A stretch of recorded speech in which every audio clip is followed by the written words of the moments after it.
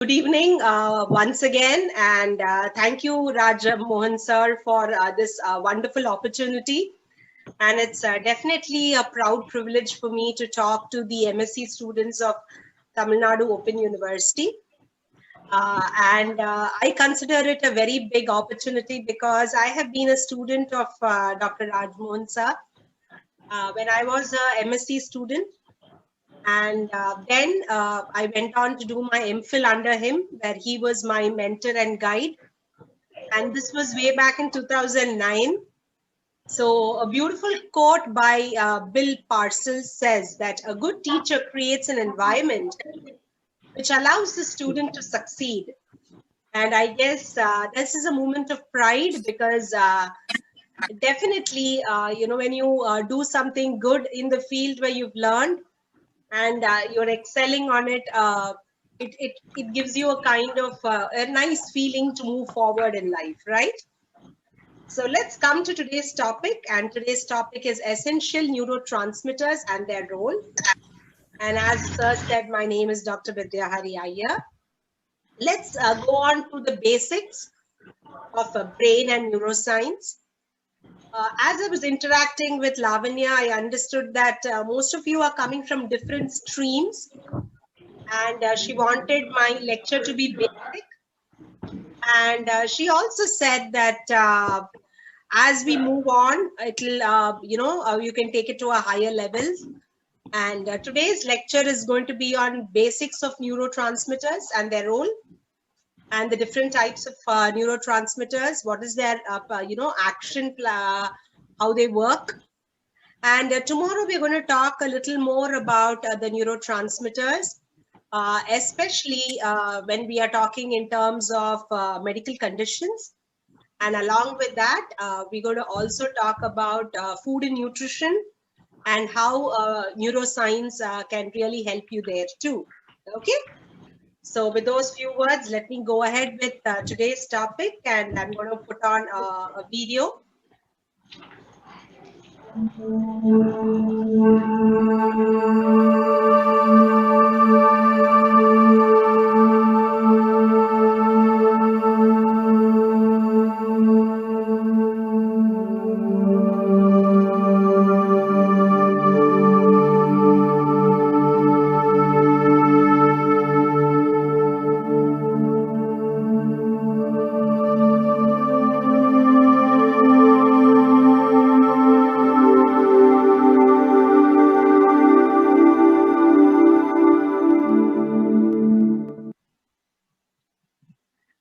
So this is a very cute kind of a small video which helped you see the entire process of how the neurotransmitters are released. So let's understand the basics first. I'm sure all of us know what a neuron is and the parts of the neuron. So you have the dendrites, you have the nucleus, and then you have the soma surrounding the nucleus. You have the Schwann cell and the myelin sheath. So you have myelinated neuron cells. In between both the Schwann cells, you have a node of Ranvier, and then you have the axon terminals. You can differentiate the neurons into multipolar neurons, bipolar neurons, the neuron cell body, the nucleus, the mitochondria, the dendrites, and the pre and the post synaptic terminal. So along with that, it is very important that we understand that, the neuron as such, if you have many dendrites, you have the multipolar. If they are on either side, you call the bipolar. And if it is only on one single side, you have the unipolar neuron. So along with that, once you understand the neuron as such, you will understand it has an axon hillock, and you have the endoplasmic reticulum, the mitochondria, the Golgi apparatus, and then you have the synaptic terminal. This is just to give you a basics as to how a neuron and how the synapse actually is. Now, you're going to see a presynaptic neuron. You're seeing a presynaptic neuron, and this is the synapse. And then you're able to also see a postsynaptic neuron. So what exactly happens at this position is where you have packets of neurotransmitter which is released into the synapse, and where you will see a postsynaptic neuron accepted.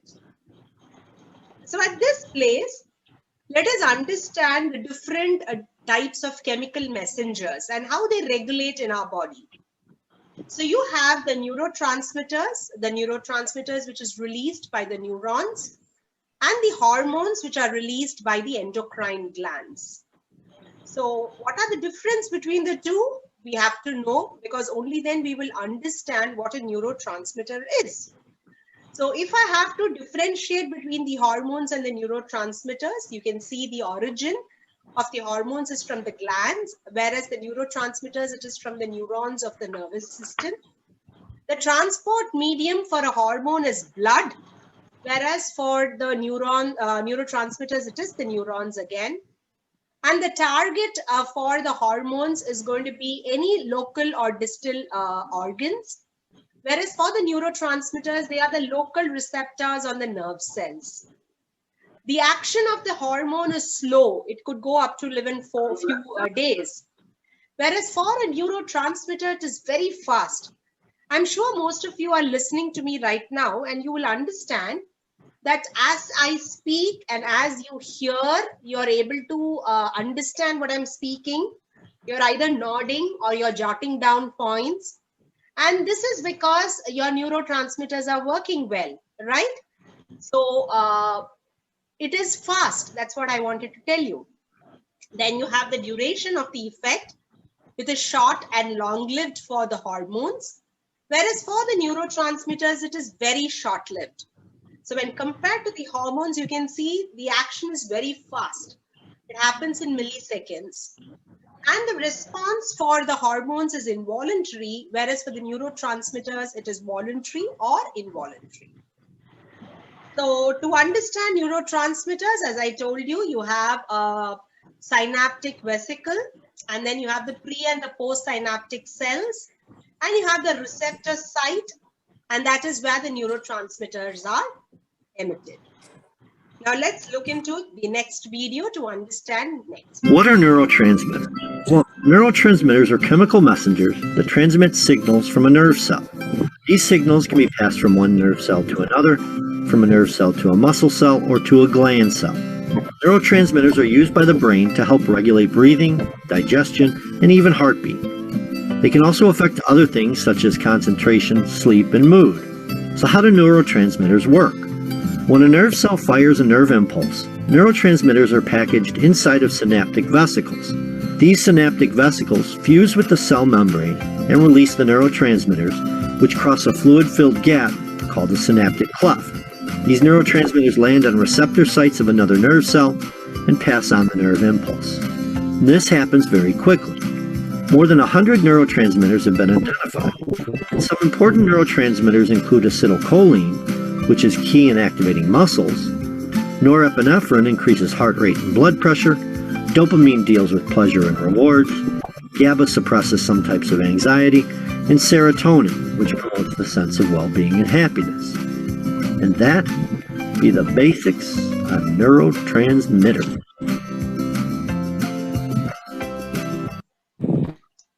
So I just ran you through a very short video to help you understand what we are sitting here for today.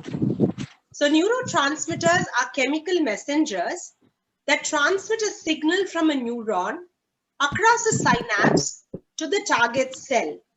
So you have something called a sending neuron, and the opposite, that is, you have a neuron which is receiving it. And the neurotransmitters are chemical substances made by the neuron specifically to transmit a message. And the message could be any message. So Ramon, he said that there is a gap of say 20 to 40 nanometer between the neurons, and that is what we call the synaptic cleft. And in 1921, a German pharmacologist, Otto, he said that these neurons definitely communicate by releasing some chemicals. And Otto is also credited for discovering the acetylcholine, which is the ACH, and the first known neurotransmitter. So it's very important for us to understand, because you might get it as a short note or an MCQ or a one-word answer. And neurotransmitters, as I told you, are released at the synaptic vesicles, and as they are received on the other side by the target cell. And many neurotransmitters are synthesized from simple and plentiful precursors, such as the amino acids. I'll be showing you few of the chain where the synthesization takes place. And these are readily available, and only a small number of biosynthetic steps are done for conversion. And these neurotransmitters are very essential for the function of complex neural systems. The exact number of the unique neurotransmitters is actually not known, but definitely around 500 or more have been identified. So if you look at the synaptic cleft, you have the release of the neurotransmitters through these vesicles. So let's have a look at this video for us to understand. We know a little bit now about the communication lines between neurons, that they are powered with electricity.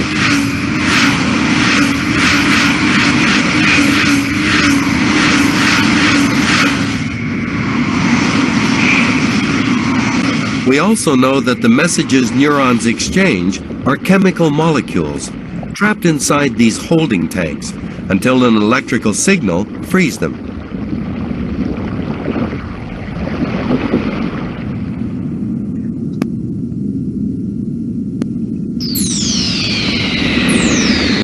The molecules that move from one neuron to the next are called neurotransmitters.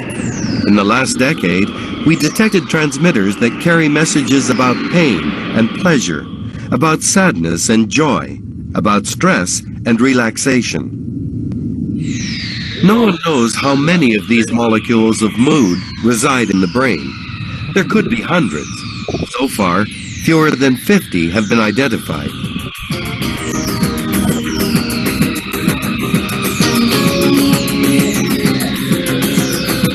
Serotonin is one of them. It's the brain's workhorse molecule, playing numerous roles, not the least of which is to inhibit our violent tendencies. Noradrenaline plays a Paul Revere kind of role. It sounds the alarm about threats from the outside world and prepares us for fight or flight. Substance P is a molecule that carries messages about pain. In a sense, Substance P is what prompts us to cry, ouch. Conversely, our brains produce painkillers, called endogenous morphines or endorphins. Neurotransmitters play a critical role in normal functioning, and yet it's easy to disrupt our chemical equilibrium. If electrical impulses go awry in the brain, the chemical transactions that are so dependent on them also go haywire. Mood disorders and mental illness can result. Raise the level of a single neurotransmitter, and it could upset the chemical balance of the entire brain. So I'm sure, this video must have given you a lot of insight into what are the different neurotransmitters, which will be, dealt with in detail in the next few slides. So binding of these neurotransmitters may influence the postsynaptic neuron in either an excitation or an inhibitory way by either depolarizing or repolarizing it respectively. So you can only have either the excitation or the inhibition. Now, most of these neurotransmitters are very small in size.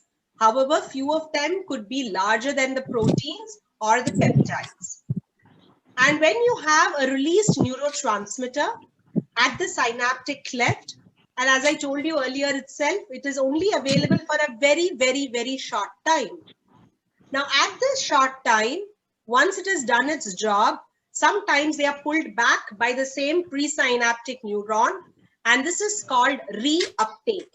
So after giving it, if there is something less, it just pulls it back, or it is bound to the postsynaptic receptor. Nevertheless, short-term exposure of the receptor to a neurotransmitter is sufficient enough for causing whatever response you're looking at the synaptic transmission. So what are the different types of neurotransmitters? We have the excitatory, we have the inhibitory, or we can have both. So let's look at the few excitatory neurotransmitters. You have the glutamate, the aspartate, and the nitric oxide. The inhibitory, you have the glycine, GABA, serotonin, and dopamine, and which happens with both its acetylcholine and norepinephrine. So what are the criteria for identifying the neurotransmitters? The chemical definitely has to be synthesized in the neuron or otherwise be present in it. And when the neuron is active, the chemical must be released and it should produce some response on the target tissue. And the same response must be obtained when any chemical which is experimentally also placed on the target gets the same kind of effect. A mechanism must exist for removing the chemical from its site after the activation has been done. So that is why we spoke about reuptake. So looking at the synaptic vessel, you can see you have a synaptic vessel, you have the neurotransmitter, and you have a reuptake pump which happens.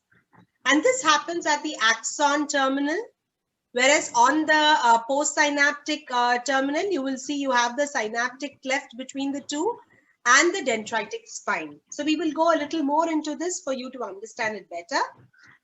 However, given the advances of pharmacology, the genetics, and the chemical neuroanatomy, the term neurotransmitter can be applied to chemicals that carry messages between the neurons via the influence of the postsynaptic membrane. They could have a little or no effect on the membrane voltage, but definitely have a common carrying function, such as the change in the structure of the synapse. They could also communicate by sending reverse direction messages that affect the release or reuptake of the transmitters.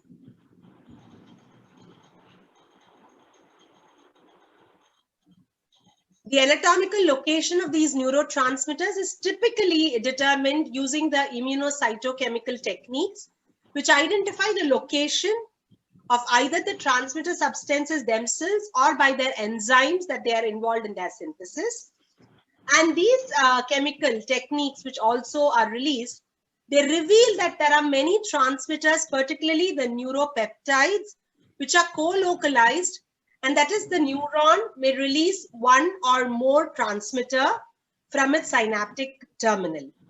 And various techniques and experiments such as staining, stimulating, and collecting can be used to identify these neurotransmitters throughout the central nervous system. So this is also very important. So let's look at the central nervous system and understand what are the different types of, the neurotransmitters and what is it that you get from there. So here you can see you have the cortex, which has a few neurotransmitters, the striatum, the olfactory bulb, the hypothalamus, the hippocampus, the ventral tegmental area, the substantial nigra, the spinal cord, the cerebellum, the brainstem, the thalamus, and the pineal gland. So you have various neurotransmitters which are predominantly present in these. Let's look at some of the neurotransmitters released into the synapse in response to the action potential on the presynaptic plasma membrane cause excitation or depolarization in the postsynaptic membrane, and the impulse can be conveyed further along the postsynaptic neuron. These are called excitatory transmitters.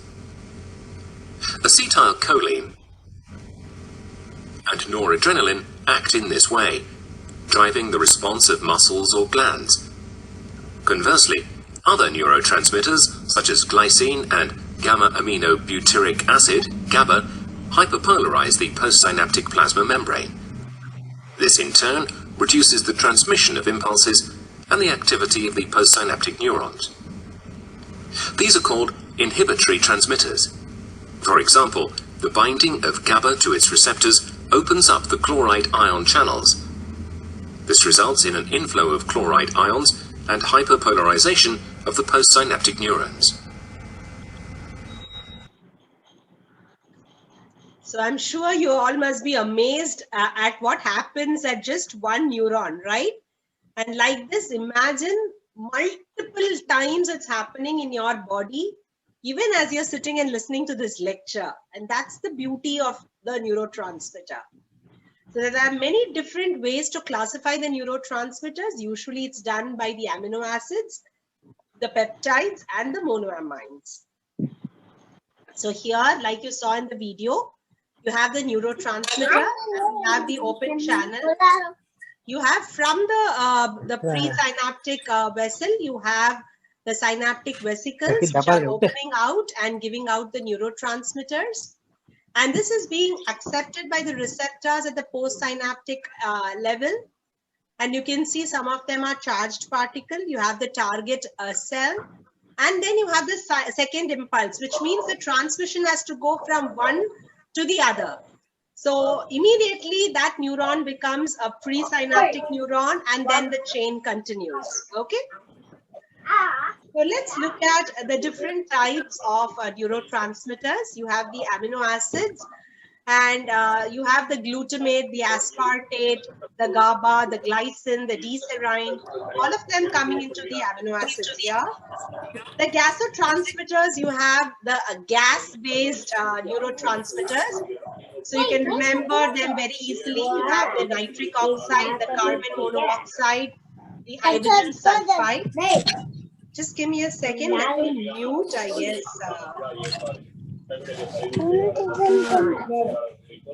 Okay. So then you have the monoamines. You have the dopamine, the norepinephrine, the epinephrine, the histamine, and the serotonin. Catecholamines, which has the dopamine, the norepinephrine, and the epinephrine.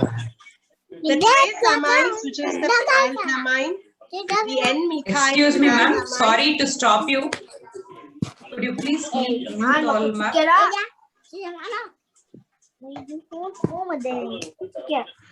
Sorry to interrupt, ma'am. No issues. It's a kind request to all the participants. If you can mute yourself, we can go uninterrupted for about 1 hour. And then you can unmute yourself to ask your questions. Thank you. Okay, so we continue.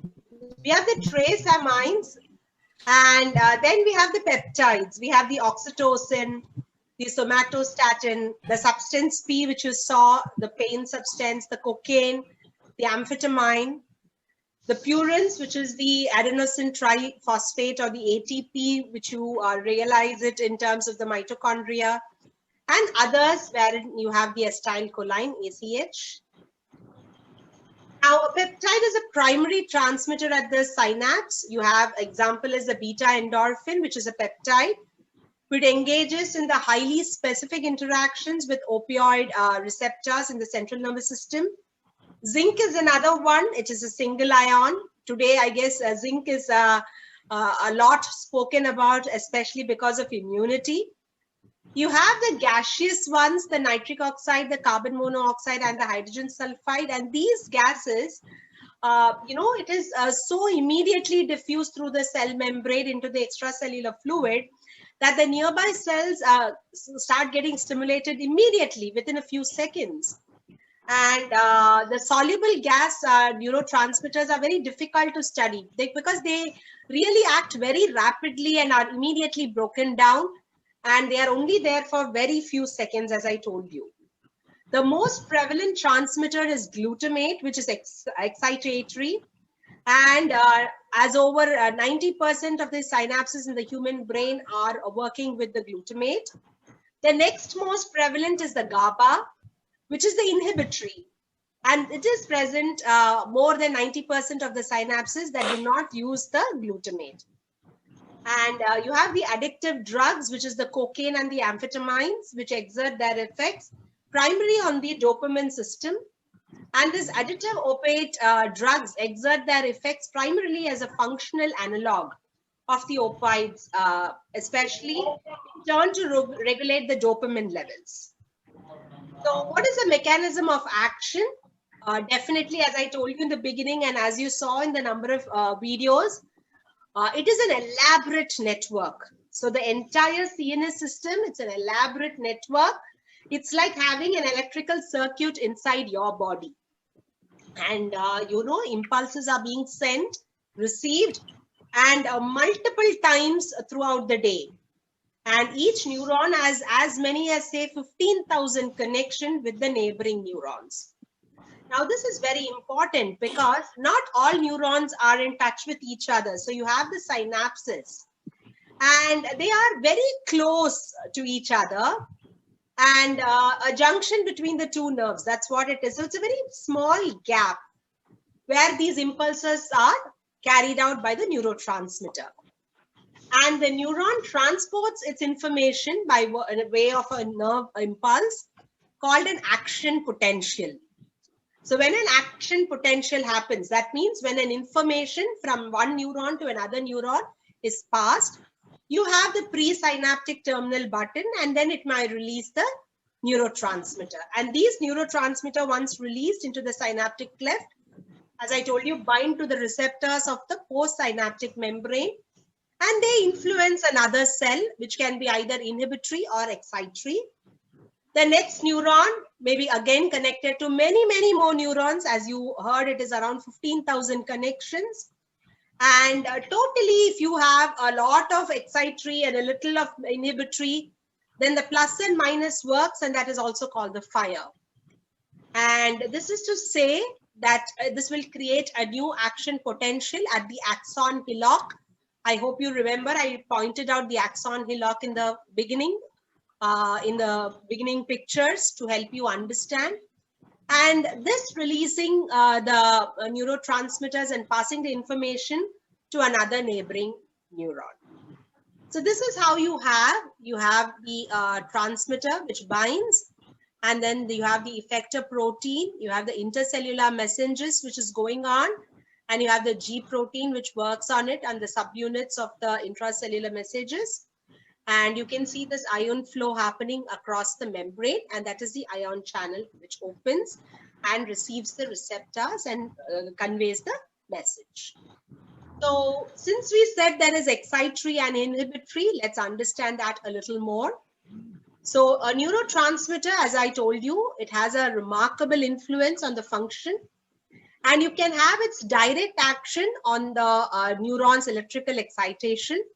This could be, as I told you, any one of the two ways. It could be either excitatory or inhibitory. A neurotransmitter which influences the transmembrane ion flow will increase, that means it is excitatory, or decrease, which is inhibitory, the probability that the cell with which it comes in contact, and that will produce the action potential. So despite the variety of synapses present, all of them convey messages, and these messages can be of two types. So in the next slide, when I tell you what are the type 1 and the type 2, in a classification, you will understand it better. So you have the type 1 synapse, which are excitatory, and type 2, which are inhibitory. And each type has a different appearance and location, and they are present in the different parts of the neurons and has its own influence. So let's understand what is the type 1 and the type 2. So we have the type 1, which is the excitatory, and type 2, which is inhibitory. And when you look at the location, the type 1 is at the shaft or the spines of the dendrites, and the type 2 is at the cell body. Now, when you look at the synaptic vesicles, now in the next few slides, when you look at it, you will be able to appreciate this very much. The excitatory ones are round in nature, and the inhibitory ones are flattened. And material on the pre and the post synaptic membranes is more denser in excitatory and less dense in inhibitory. The synaptic cleft is wider in excitatory, is narrower in inhibitory, and the active zone is larger in excitatory and smaller in inhibitory. So let's look at excitatory one. So now you can see a bulbous one. So that's the excitatory one.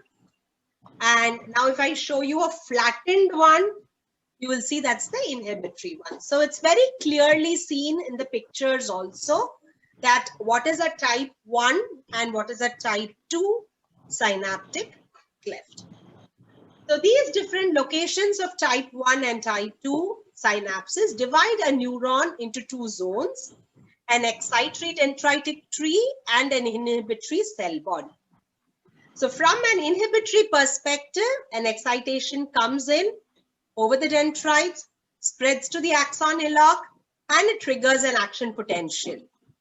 And if this message is to be stopped, it is best stopped by applying an inhibition on the cell body, which is close to the axon hillock, where the action potential originates.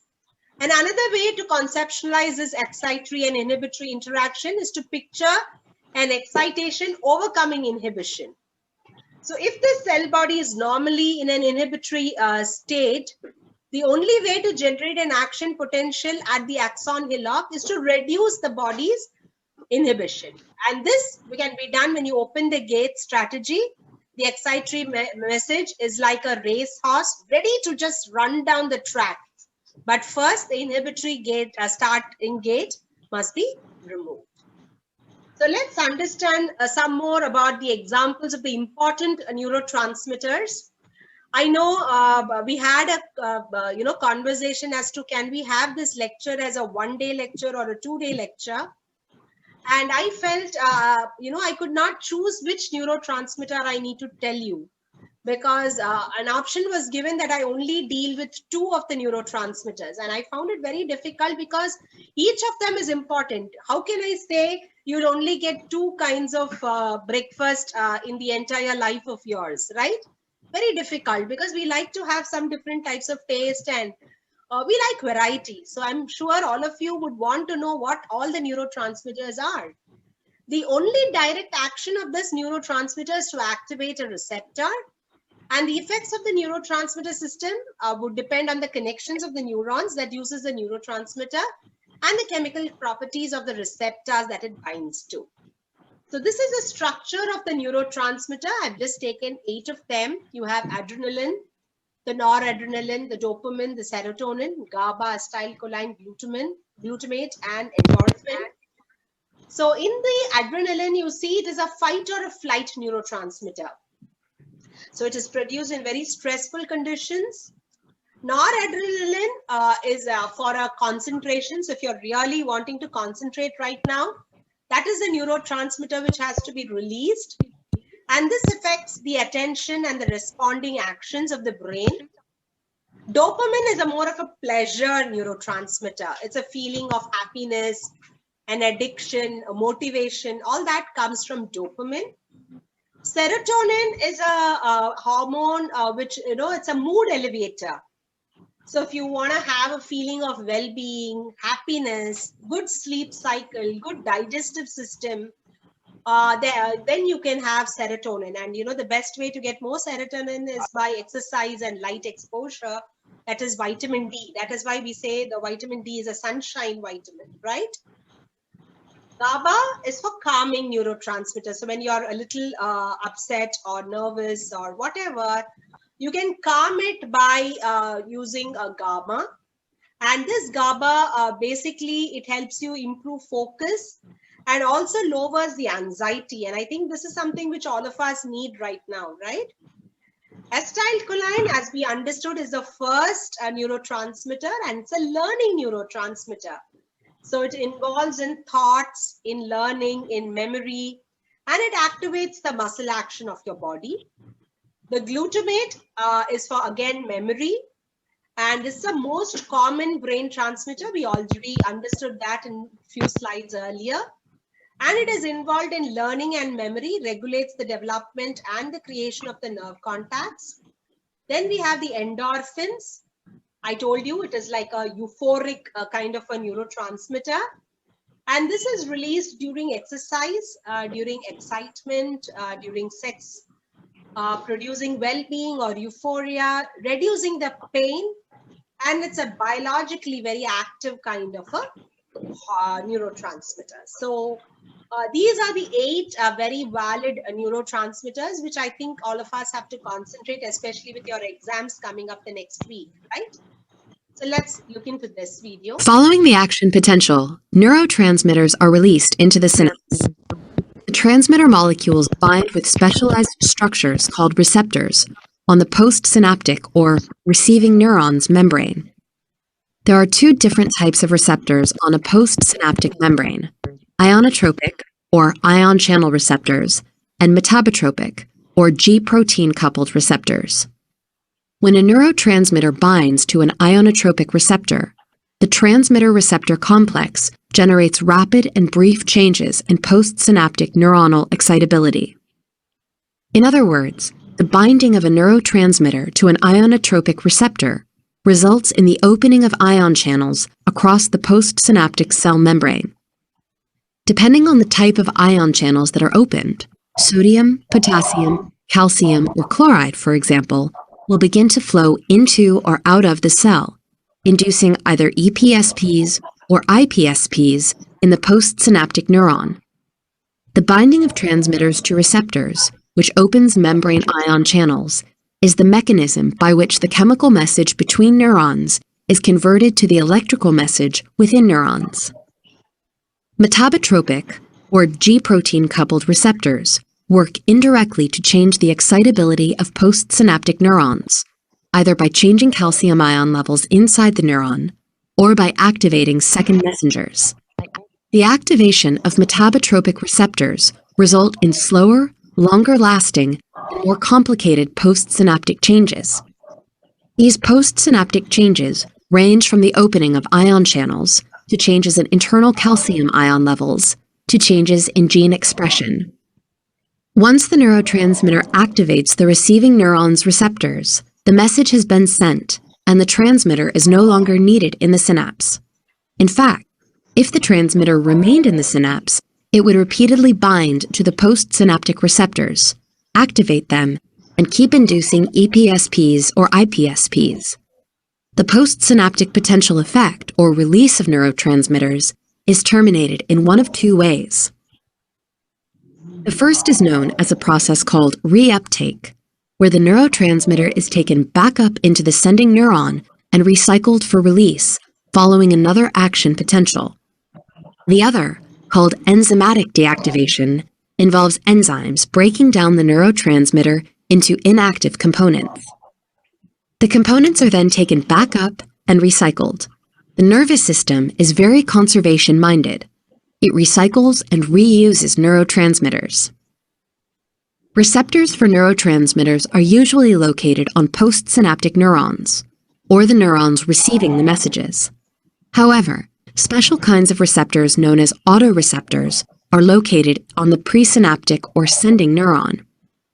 Autoreceptors bind the neuron's own transmitter, which helps to regulate activity of the presynaptic neuron through a feedback process, much like a thermostat regulates the production of heat by a furnace.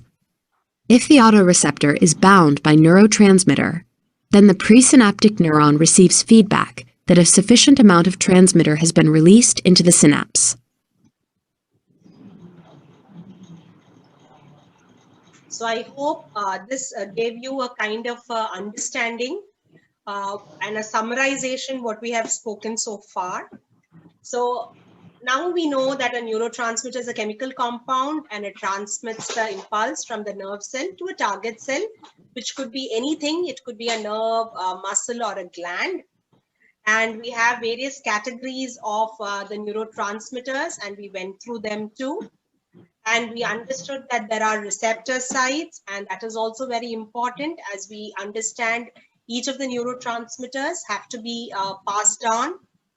And we also understood there is a receptor molecule at the end, and this has like a lock and key kind of a model at the synaptic transmission. And that is how it moves from the pre to the post. And the 7 processes of the neurotransmitter action. So here we understand that the neurotransmitter molecules are synthesized from precursors under the influence of the enzymes, and then they are moved or stored in vesicles. And as the vesicles come closer to the synaptic fluid, synaptic cleft, they are, broken down, and an action potential causes the vesicles to fuse the presynaptic membrane and release the transmitter at the synapse. Once it is released, you can see it either moves on to the postsynaptic receptor. Sometimes there is a reuptake, and we understand that this process continues. And you saw a very beautiful video which says there is no wastage, and there's absolute reuse of all these neurotransmitters after even breakdown and making them into inactive components which can be used later. So this is exactly what happens, and these are the neurotransmitters. We have already gone through them. And as I told you, there were many, so I could not leave out one or pick out one and explain them in detail. And this is what we will be working on tomorrow. We will be talking on the neurotransmitters and also examples of the malfunctions where each of these neurotransmitters are. And we will be also talking on the neurotransmitters and their main functions, right? So let's now go into each of these neurotransmitters and then complete today's session. So the excitatory neurotransmitters are the acetylcholine, dopamine, norepinephrine, and glutamate, and the inhibitory are the acetylcholine, serotonin, norepinephrine, and GABA. So we have few stimulants, we have few inhibitors or the depressors, and some of them you can see that you can either stimulate the postsynaptic receptor, especially in terms of nicotine, which is a case of smoking. And if you want to block it or depress it, you can use the curare, which is antagonist in action. Similarly, for the cocaine, if it blocks the neurotransmitter uptake, you can see the reserpine, it prevents the vesicular storage of the neurotransmitter. So now let's get into each of these neurotransmitters and understand them a little more in detail. So the glutamate, it is the great majority, and we spoke about it. We said it's a fast excitatory synapses in the brain and the spinal cord. And at the synapses, they are modifiable and capable of increasing or decreasing its strength. So that is why it is seen in maximum. And these modifiable synapses are thought to be the main memory storage elements in the brain. And excessive glutamate release can actually overstimulate the brain, and that can lead to excitotoxicity. That can also cause cell death, resulting in seizures or strokes. So this excitotoxicity is, what leads to chronic diseases like ischemic stroke, epilepsy, any amylotropic lateral sclerosis, Alzheimer's disease, Huntington disease, and Parkinsonism. So even too much is not too good, right?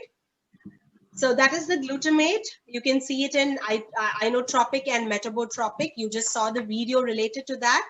The inotropic makes it very fast, whereas the metabotropic makes it slow excitatory or the slow inhibitory. Next is GABA.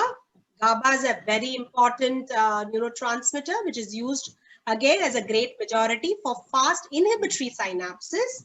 Virtually every part of the brain needs it. Many are sedative and tranquilizing drug acts by enhancing the effects of the GABA.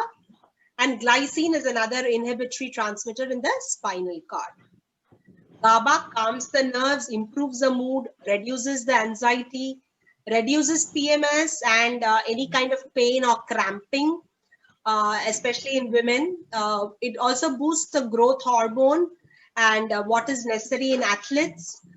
Especially very good right now because we're talking so much about exercise and feel good kind of emotion. It also aids in concentration and focus, especially in attention deficient syndromes, and it improves your sleep, it improves your mood, and it reduces anxiety. So that is GABA for you at the presynaptic and at the neuron. Then you have the acetylcholine, which was the first neurotransmitter. We said Otto discovered that. And it is there in the peripheral and the central nervous system. It activates the skeletal muscles. in the somatic nervous system and may either excite or inhibit the internal organs in the autonomic system. It is distinguished as a neurotransmitter at the neuromuscular junction connecting the motor nerves to the muscles. So especially when you want any movement of the muscle, this is what is going to be released. And the paralytic arrow poison curare acts by blocking this transmission at these synapses. So that is what was used. And acetylcholine also operates in many regions of the brain, but using different types of receptors, including the nicotinic and the muscarinic receptors. We have dopamine, which has a number of important functions in the brain. This regulates the behavior of a person, the pleasures related to motivation, and also your emotional arousal. It plays a very critical role in the reward system. If you want a pat at your back, then this is the the neurotransmitter, which is the dopamine, and you can see it is a flat one. You can see the synapse there. And Parkinsonism disease has been linked with low levels of dopamine, and schizophrenia also has been linked with high levels of dopamine. Next is serotonin, which is a monoamine transmitter. And this is again found 90% in the intestine and the central nervous system. And it functions and regulates the appetite, the sleep, memory, and learning. It also balances temperature, mood, behavior, muscle contraction, function of the cardiovascular system and the endocrine system. And this has a role in depression. So many depressed patients, we can see that they have lower concentrations and metabolites of serotonin in that cerebrospinal fluid and in the brain tissue. Next is the norepinephrine. Norepinephrine is synthesized in the central nervous system and the sympathetic nerves, and it modulates the responses of the ANS or the autonomic nervous system, and the sleep patterns, focus and alertness, and it is synthesized from thyrosin. And you can see here how serotonin is made. So I told you tomorrow I'll be talking a little more about nutrition also. The reason is this, because from the tryptophan to make it the 5-HTP and the serotonin, you need certain nutrients. So during stress or tension, you would see many doctors prescribing vitamin B complex, or now we say zinc because for immunity, or folate as in iron folic and magnesium. So all these are very important nutrients if you want this conversion to happen and the feel-good hormone to come. And that is why we say take a lot of vitamin C and vitamin B and zinc, especially in this time of the pandemic, because these will give you more of serotonin, give you a feel of, making yourself feel nice and happy. And how dopamine and noradrenaline is made, you can see again from thyrosin, you have L-DOPA and then dopamine, and that gets into noradrenaline. And again, here you will see vitamin B, folic acid, iron, magnesium, calcium, copper, vitamin C, all this is necessary. So again, you will understand the role of good nutrition for you to get these hormones and which is very essential nutrients there. So I felt this slide is so important that, I had to dwell a lot more on this slide tomorrow. And I will be talking to you a little more on that. So now if we have to look at the combination of norepinephrine, serotonin, dopamine, you will see individually it has its own action. But when you look at it in combination, you will see that there is a excitatory mechanism going on, and the result is on a positive side. That's also very important, right? So epinephrine is also synthesized from thyrosin. We just saw the pattern, and it's released in the adrenaline glands and the brainstem, and it plays a role in sleep with one's ability to become and stay alert with a fight or flight response. And the histamine, which works with the central nervous system, specifically the hypothalamus and the CNS mast cells, you will see the activation signals. And you can see the different cells and how the histamine is released. Histamine is basically, you would see it, getting released in allergic reactions, and you will see how these cells work. So the brain neurotransmitter systems, the neurons expressing certain types of the neurotransmitters, sometimes form a distinct system, and where the activation of the system affects large volumes of the brain, called the volume transmission. And this is very important because it can also become inhibitory in nature or cause any reverse reaction. So the major neurotransmitter systems includes the noradrenaline or the norepinephrine, and the dopamine, the serotonin, the cholinergic system. The trace amines have a modulatory effect on the neurotransmission in the monoamine pathways, which is the dopamine, norepinephrine, and the serotonin pathways, which is there throughout the brain via signaling through the trace amine associated receptor 1. So you can see there is a good amount of neurochemical systems, and this is very important because it also affects your genetics. So I would just quote, we are all just puppets in the game of life, and the kingpin is definitely the neurotransmitters. Apparently, just chemicals, but actually they possess the power to destroy all of us. This is a famous quote by Shafia Rahman, and I felt it really works well in today's scenario. So if you want your neurotransmitters to make or break you, it can.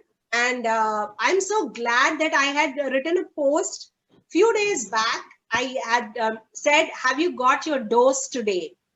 And I capitalized the DOSE. And I spoke about the happy hormones, especially, in these times, as Sir told in the beginning. Every day I put a very positive post, and which can be generally followed by people. So what is DOSE? DOSE is an acronym for dopamine, oxytocin, serotonin, and endorphin. So dopamine, as I told you, is a pleasure hormone. Oxytocin is a hormone for love and bonding. Serotonin is a mood stabilizer, increases happiness. Endorphin is associated with enchantment. So how do you get your dose every day?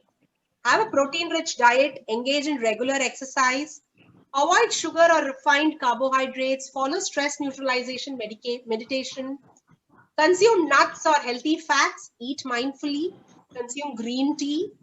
Asparagus is also one which boosts your serotonin levels. Also, you have the cherry tomatoes, the dark chocolates, the nuts, the seeds, fruits, salmon, fish, spinach, which helps in increasing your happy hormones. And definitely foods rich in vitamin B12, folic acid, selenium, vitamin D elevates your happy hormones. And you saw exactly scientifically how it really matters. So that's all for today, my dear friends. My name is Dr. Vidyahari Iyer, and that's my number, 9840176088. I went in 3 minutes past the time. That was because we had a lot of interruptions in the middle. But I guess, I'm right now thankful that, we've completed the first module of the session. And any questions, I'm open to it. Oh, it was really very nice session, ma'am. So the smooth way that everything is nicely covered. So could you able to send this a PPT, ma'am? Because certain things we may not able to copy that notes. Is it possible? Generally, sir, I don't share my PPT. It is because that is a lot of hard work put into making the presentation. And, it's like taking a Xerox from the original. The pain taken to make the notes itself is like spending some 15-20 hours to make it. So, okay, ma'am. Thank you. Fine. Thank you, sir. Any questions? I'm open to discussion, friends. Madam, that last page you have given, no? Yes, sir. Various transmitters and the effect, the 4 transmitters you have given that. Yes. That page alone, can you share it with us? That will be helpful for our good living. Sure, sir. You can follow me on Facebook or Instagram. My name is Dr. Vidyahari Iyer in Facebook. And in Insta, it is Dr. Vidyahari. and the post is there in public on this DOSE, DOSE. And every day there is a post on, positivity. So you would, once you read it, you would understand. That is what I do as a psychotherapist for my, brethren right now.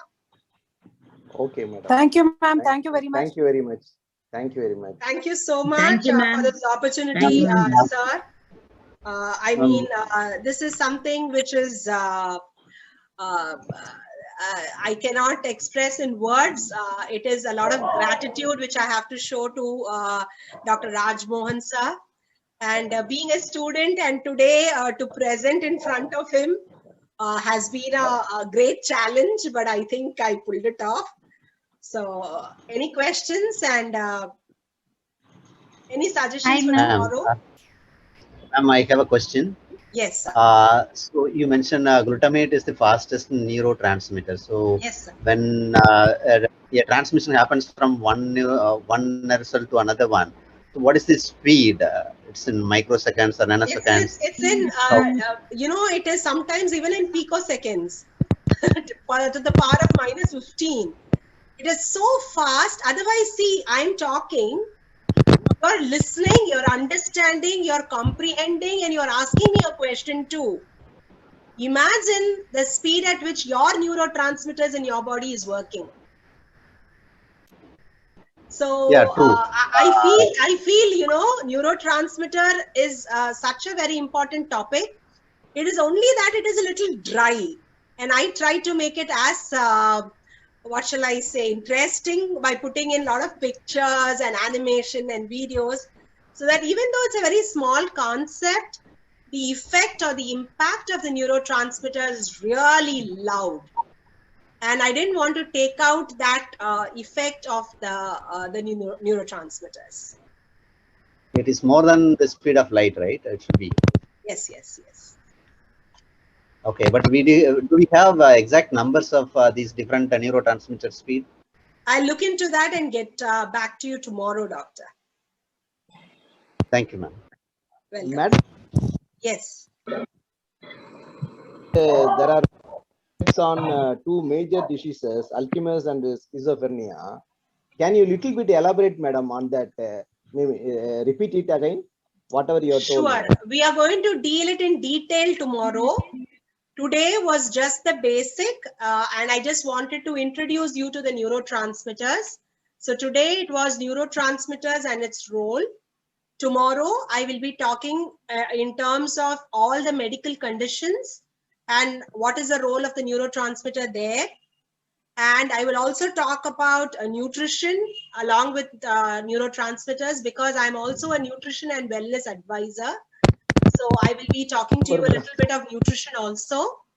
And I will definitely give you, a complete summary of the neurotransmitter, because if it's coming as a long question for you, you should be able to answer everything. So I will be dealing that tomorrow. Okay, ma'am. Thank you. Hi, ma'am. This is Surya. Hi, It was Surya. a wonderful presentation. I'm also a dentist. Seeing you is really inspiring for me to enter into this field. Oh, thank you so much, Surya. That's so beautiful. Hope to Ma'am, I have connect with you two soon. doubts. Definitely, ma'am, sure. Ma'am, I have two doubts. I'm exploring this field, especially psychotherapy right now. I've done my art therapy also. I just want to know the effect of talk therapy on neurotransmitters and the effect of art therapy on neurotransmitters, which are predominant during each therapy. That's my query. Can you let us know? Art, actually, there is a lot more about this. Since sir had said that, you have an exam next week, we had to steal 1 hour or, just 2 hours to get in touch with all of you. But if I have to just, summarize, I would say there is a lot on music therapy, art therapy, color therapy, aromatherapy. All this got to do a lot again with your neurotransmitters. So each of them can be a separate 1 hour discussion topics. So it's very difficult for me to summarize that in one line and give you an answer right now. But what I have felt is, I had a post few months back on the color of the dress you choose. So like you said, art therapy.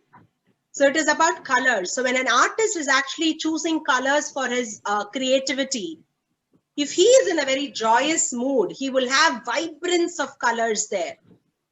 And if he is in a little sad mood, then he would have the dull, gloomy colors. If you want, I will, like I posted one post of mine today on dose, I will put that post on colors also for you tomorrow. But this is also there. If you just follow me on Insta, it's already there. You can, go and see that even today itself. So colors play a very important role. Imagine when you dress up itself every day, you're looking into your wardrobe, and depending on your mood, you're picking up the color of your choice.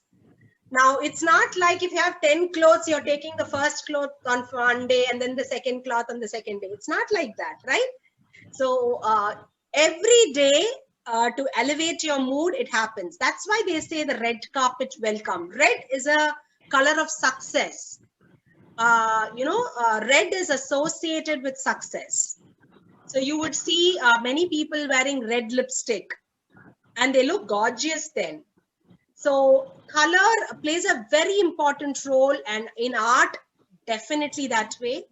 Now let's look at music therapy. In music therapy also, it plays a very important role. There are days when you want to listen to nice, fast music, and then there are days when you just want to listen to some soft, melodious, romantic. It differs, right? So the brain is so functional that every time you can't give yourself one kind of a food. That's what I told you. When I was asked to choose between two neurotransmitters, it was like asking me to have only idli or dosa for breakfast for the rest of my life. It's so difficult. I can never do that. I need variety. When I need variety in my diet, imagine the neurotransmitters to choose. And I said, that's not possible. So that's exactly what I'm trying to tell you. And this can go on for anything, even the flowers, even the aroma.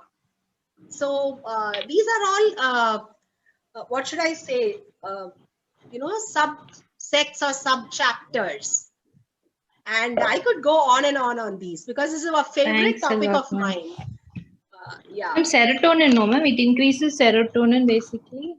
Yeah, it basically makes you feel happy, joyous. It makes you feel very nice about yourself. It's like that feel good kind of a feel. And that's very important, right? Thanks a lot, ma'am. Thank you. Welcome, Surya. Any other questions, Excuse my me, dear ma'am. friends? Yes, please. Yeah, excuse me, ma'am.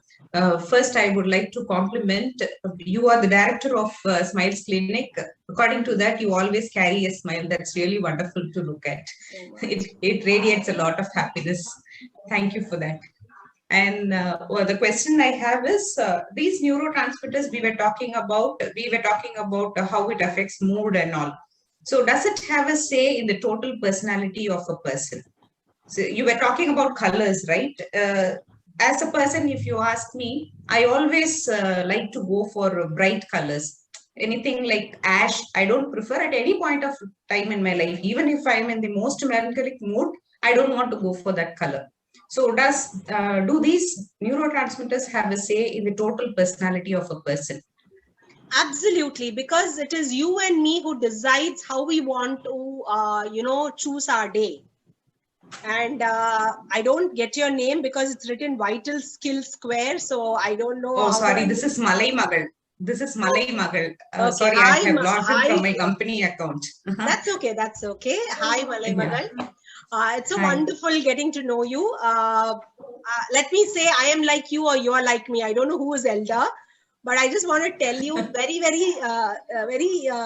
a very subtle note that, I am a person, whatever happens, I choose what I want to wear today. And I choose my attitude every day. I choose my happiness every day.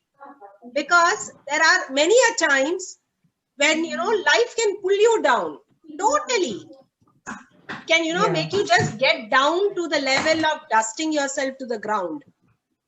But then, are you ready to arise one more time, dust yourself up and say, hey, Vidya, you're going to have a great day? I am that kind of a person.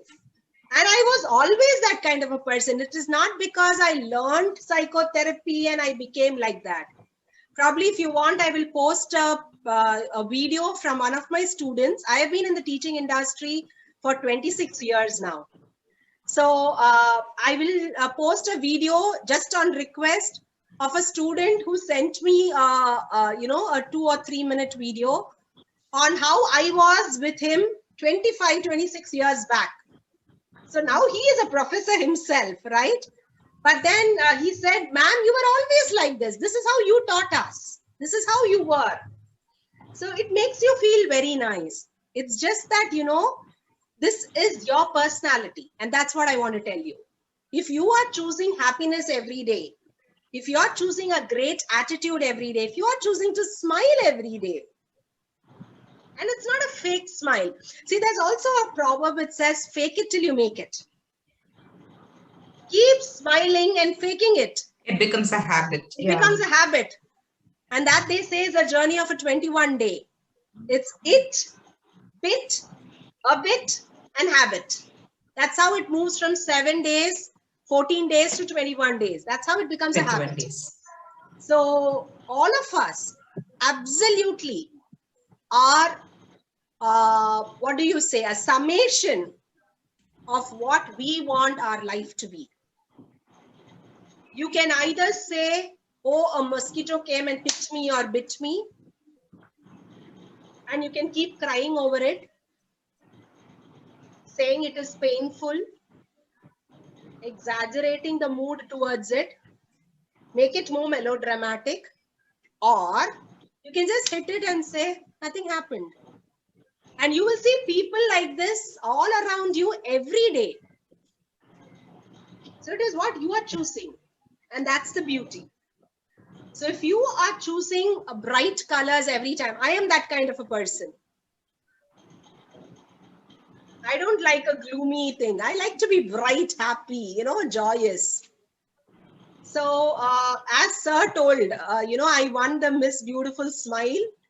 And that's because I always keep smiling. You will never see me in a dull note. I have Dr. Shanta also here, one of my very good friends. She's also doing her psychotherapy and she wanted to join this session. So she also knows me. I mean, you know, in the dental association, they always see me smiling only. I am that. So it is what you choose. That's what I would say. And it will define your personality over a period of time. People will associate you with that. That's what it is. Yeah, thank you, ma'am. I could thoroughly empathize with what you said because I was also into teaching field, and many of them, even MBA students who passed out, they used to call me, "Ma'am, iniki romba dulla irukku. Konja nera pesita konja refresh aiduven." So I could thoroughly understand what you're talking about. Thanks for the insights, ma'am. Thank you so much. Any other questions, friends? Otherwise, I will hand over it to Dr. Rajmohan, sir, so that he can, you know, end today's session. And tomorrow we will have the session again, and I will be talking about diseases, and I will be working around that. Thank you so much, ma'am, for all your efforts. Thank you so much. These words really mean the world to me. Thank you. It was a very, very, very interesting class, ma'am. It was like as if, you know, we went back to college days. I would love to have your feedbacks. You can send me your feedbacks. My cell number is 9840176088. Or you can ask Lavanya or Sir for my number. We felt like we are into one of the medical classes. Thank you. Yes, ma'am, you're waiting for that. The same neurotransmitter topic, it was like this, you know, actually yours was better with all the videos. It was very interesting. Thanks a lot, ma'am. Thank you so much. I really like to make my class very lively. I don't like a dull class too. So even if you give me the The saddest or Your the smile boring. always makes it lively. That's fabulous. That is very contagious. And I want to understand it like, connecting with developmental disorders, whether it is autism or some neuro developmental disorders. So they used to give a lot of supplements and all that. Until this moment, I don't have any idea about why they're giving this kind of booster supplements and all that. Right now, I have a point also, whether it is mood swing, whether it is their perception or cognition regarding that. So when neurotransmitters would play a better role by supplements and all, there is always some, at least like LD or some personality like, deficiency in children. We can insist on this line also is what I picked up today. Hopefully there will be a lot to learn tomorrow. And thank you so much for the efforts. Thank you so much for these kind words. In fact, I was telling Lavanya, on Sunday, I had completed my presentation and I said, there's so much to talk, Lavanya. On food and nutrition, because I'm a nutrition and wellness advisor. So I felt, I had to talk on that, especially during this time, because most of us think even tomorrow, my topic is going to be a little more heavy because it's going to be on diseases and how neurotransmitters work. But I want to tell you, like, if you have a well-balanced diet, like I showed you in that, article, which I had put it on the post. So just having a well-balanced diet itself is going to help you stay much more healthier for the rest of your life. Don't think about Alzheimer's or Parkinsonism or anything like that. Nothing is going to touch you because you're going to have all your happy hormones working. That's what I told you. Did you get your dose today? So that's what it's going to be for all of us. So have a well-balanced diet. That's what I would say. And tomorrow I'll be going a little more deeper into all that, and which will help you give a very, a realistic approach or a holistic approach to your patients or your clients, however they're going to come to you. Because I've been practicing now psychotherapy for almost 12, 13 years, and I've got some amazing, stories to share. I don't know how much of time I will have in 1 hour to share stories of patients on all of that, but I'm sure, I'll be able to give you the crux of what happened there in the presentation. That's fabulous, ma'am. And we don't want to end this, this relationship in 1 hour or like that. We'll continue to do. We have another year to go and we'll have more sessions this way. We are looking forward. Thank you. Absolutely. Whenever Dr. Rajmohan calls, I would be there. It's a pleasure to serve sir and a pleasure to serve Tamil Nadu Open University. So, and all of you, we are friends, right? So we'll be continuing. Just text me, WhatsApp me, and I would, respond to you. I gave you my number and that's the number I'm active in. And do send me your feedback. That will make a lot of impact on how I'm going to share tomorrow's presentation. Sure, ma'am. Thank you very much. Thank you very much. Lavanya ma'am, do we have a short time to have any short story from ma'am, Vidya ma'am? Tomorrow or today? Today. As you wish, ma'am. It's already going to be 8, my dear friends. Lavanya, I don't know whether you're here. She said 1 hour and she said 15 minutes or 20 minutes is, exam time, we have to study, and I don't know. If you really want stories, I will tell you lots tomorrow, especially when I'm dealing the medical conditions, because, a lot of times when you do counseling, especially as I'm talking as a person who's on the receiving end, right? Sometimes these stories hit you yourself, and you start. What do I say? You start going into a mode of sadness or something just because you feel for the other person. But again, friends, it's very important, to depersonalize ourselves and get back to that mode of, wearing a kind of a shield to help you detox yourself so that you can be ready for the next person. because it is a very taxing profession. That's what I would tell you. It's a personally taxing profession. So until unless you are happy or you are a person who likes to really contribute towards the well-being of people, it's very difficult, especially when you start treating clients and patients on it. Sometimes it is very stressful as a profession. Yes, ma'am, I understand thoroughly because I had been a special educator, and it is like dealing with special kids and their parents, their anxiety, their behavior issues and all that. Somehow or the other, it has an impact, and until or otherwise you detox, you get ready as fresh as yourself, then it is it will be of no use. That is what we used to think. And most of we, special educators or special parents, we practice all this detox only. It is like a meditation or music or something like what you say, all dose. We have to have it and then only we can step out. Thank you so much. Absolutely true. I mean, I was thinking about a short meditation tomorrow, because after listening to a lot of negative medical conditions, sometimes, you think half of it is there in you itself. So it is very important that, we need to detox ourselves before we end the session tomorrow.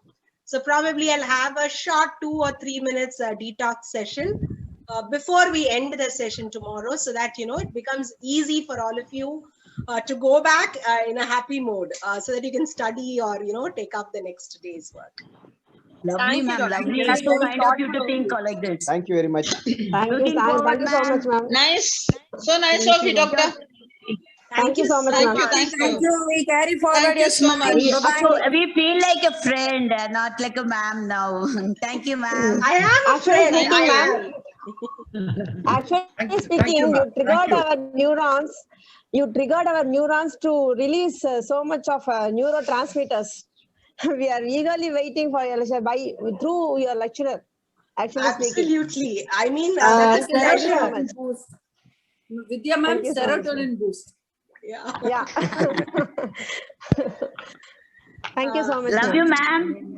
Love you too, dear. Love you. Bye, ma'am. Thank you. Take care. Bye, ma'am. Thank you. Good night. Thank you. Thank you. Good night. Thank you, Sir, ma'am. good night, sir. Good night, sir. Thank you. We will end Thank up you with so the- much, with sir. the- Thank you, ma'am. Tomorrow, meet tomorrow. Yes, sir. Thank you, sir. Yes, sir, surely. Thank you, sir. Thank you, ma'am. We will close it up. Yes, sir.